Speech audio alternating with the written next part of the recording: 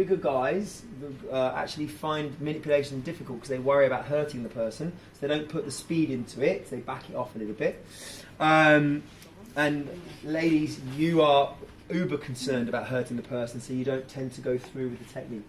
Now guys, the key thing with manipulation is you have to, especially with the thoracics, you have to maintain compression. You have to maintain the compression. If, when you're going to do the technique, you come off at all, stop and start again. Because what happens is, you will compress, compress, compress, compress, compress, happy days, I'm about to thrust, then you'll go this, and bang. And that's it. Yeah, everything now is just lost. Everything's now lost. It's one fluid movement, right? So from here, they breathe in. As they breathe out, we compress, take up the slack, the head comes up, and we drop our body down. The key thing, guys, you need to have your little tiptoe. Because this is what will change. There you go. That's the position. That's the movement. Yeah? If you have a flat foot, I can't get over the area. I'm really locked. Now, just have a little sleep for a bit. We're going to click C7T1. Right? So this is a thoracic manipulation, but we are going to have an effect on. Here we go. Yeah. We are going to have an effect on the lower cervicals and the upper thoracics. So, if I wanted to manipulate the lower C-spine, this is the technique I would do. Yeah? Now, why would I want to click the CT? What would be the presentation in clinic? Someone comes in. Pressure when they. All right, so you're talking like a. All right, so flexed head posture. All right, fine. That could be a presentation. May not be. They could just have weird head forward. Okay, so GH dysfunction. All right, fine. Theoretically, if this is dysfunctional, the thoracics might not work. There's a correlation between scapulothoracic movement, shoulder girdle.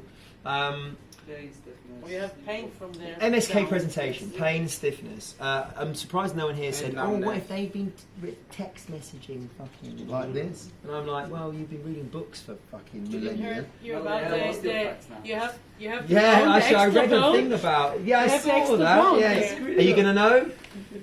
What? Kids. Are you gonna? No. What I mean is, as a practitioner, are you gonna know? No. You're gonna, you know. Smartphone bone. It's a smartphone bone. Okay. Nice. So you could have postural fatigue. You can have all these other bits and pieces. So headaches, actually, headaches. Yeah, cervicogenic headaches are a big one. I see that quite a lot in clinical practice. What about rotation elevates when they feel it's stuck from here? Well, you're talking about sort of reduction in mechanical movement, so sort of a facetal irritation, restricting range of movement. That can happen. Cervicogenic headaches, though, headaches. What's the presentation of a cervicogenic headache? If it's one place, it tends to be temporal, sort of pulls on the scalp aspect. Yeah, it can be. Headache that comes from the cervical origin. Yeah.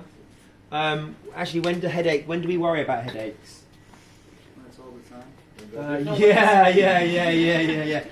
How often do you have a headache? All the time. Okay, sound like my wife. I'm going to stand there and then A lot of wife issues. Yeah. There's a bit Freudian going on there. Sorry, she's not here. So, what were you saying? When it gets worse and worse. do not stand there. Okay, are you thinking of what, like cluster stuff? I'm thinking more like what you said, like hypertension. Okay, so you're thinking about. Blood pressure.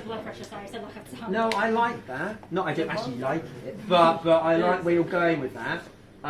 Let's roll with that then for a bit. Look, just so you have a little sleep, sweet cheeks, yeah? Yeah. I'm a little show pony. Just relax. Okay, so blood pressure and headaches. Yes, cervicogenic headaches. Blood pressure and headaches. There can be a correlation between the two there. Actually, You can have very high blood pressure and no signs and symptoms. We talked about that, touched on it, right? So for me, taking someone's blood pressure is actually quite important. With blood pressure, we are thinking a high blood pressure. If there's high blood pressure, headaches can be present. But also, if there's vascular compromise, then a headache may be the only presenting symptoms. So what we're talking about vascular compromise, what sort of stuff then? Alright, so in this position, the worst case scenario, we're thinking of the vertebral artery. Now, is this manipulation going to affect the vertebral artery? Less. No. The other side. No, it's not. Because where does the vertebral artery go into the foramen? Well, about 4 or 5. No, it's too low. 4 or 5-ish. Not C7. No. But it depends what book you read, to be honest. It depends. Honestly, it does. It depends what book you read. Because, like, for example, you can learn dermatomes, right? But they're fucking all over the shop. You know what I mean? Rough, I would say approximately C5-ish. I wouldn't put my house on it.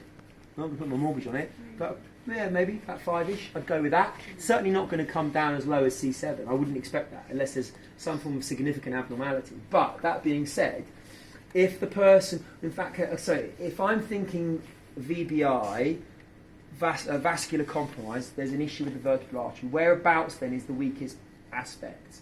We touched on this. Atlas, the C0, C1, the OA, AA, as it sort of loops behind the circle of Willis and supplies the posterior aspect of the brain, that's the weakest portion. Extension and rotation will stretch it or compress it, but the VBI test is very, very poor indeed. More false positives than actually you get. The case history side of it then is more important with vertebral arteries. What are the signs and symptoms then of a vertebral artery insufficiency? That's one shoulder. Dizziness. Dizziness. Okay, so we've got D's and N's. Yeah. Can you remember them?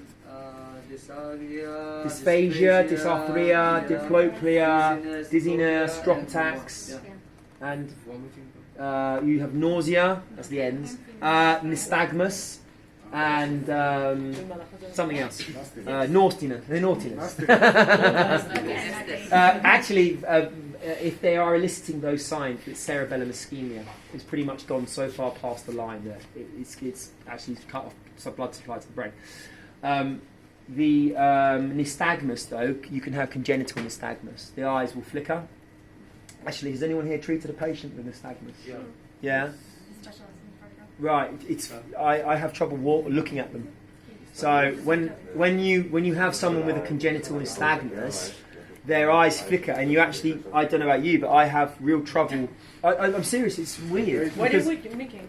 The eyes flicker. No, but you need to know, and they need to know when you need to see something else. Yeah. So you'll look at them, and you're having.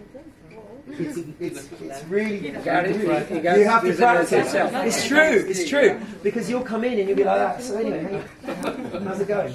You alright? Look at the nose. Yeah, you feel seasick.